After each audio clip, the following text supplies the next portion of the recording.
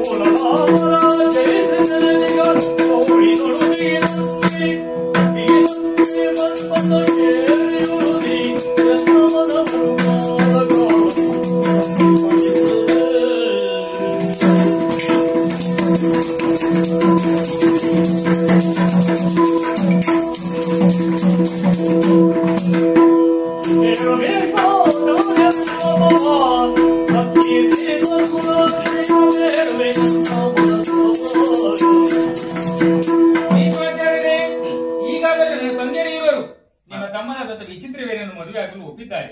ಆದ್ರೆ ನನ್ನ ಅಭಿಪ್ರಾಯ ಬೇರೆ ಉಂಟು ಸರ್. ಏನು? ಭೀಷ್ಮಾಚಾರ್ಯರೇ, ಈಗಾಗಲೇ ನಾನು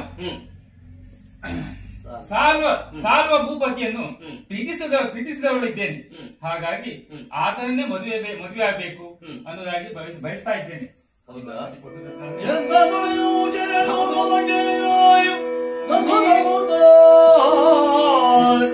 ಸುಂದರಾಗಿಯೇ ನಿನ್ನ ಮನದ ಸಂಕಲ್ಪ ಎನಗಂದು ತಿಳಿದಿರೆ ತೊರೆನುವುದೋ.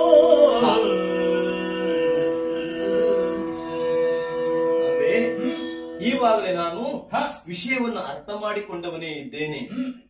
ನೀನೀವಾಗಲೇ ವನವಿಹಾರಕ್ಕೆ ಹೋದ ಕಾಲಕ್ಕೆ ಸಾಲ್ವನನ್ನ ಕಂಡು ಮೆಚ್ಚಿದವಳಿದ್ದೀಯಾ ಎನ್ನುವಂತಹ ಪ್ರಕರಣ ನಾನು ಅರಮನೆಗೆ ನಿಮ್ಮನ್ನ ಕರೆದು ತಂದ ಮೇಲೆ ನನಗೂ ವಿಷಯ ತಿಳಿದಿದೆ.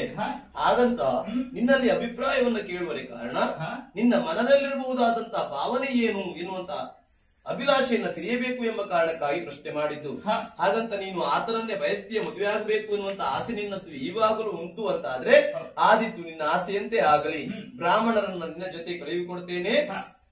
ಹಾಗೆ ಆಯ್ತು.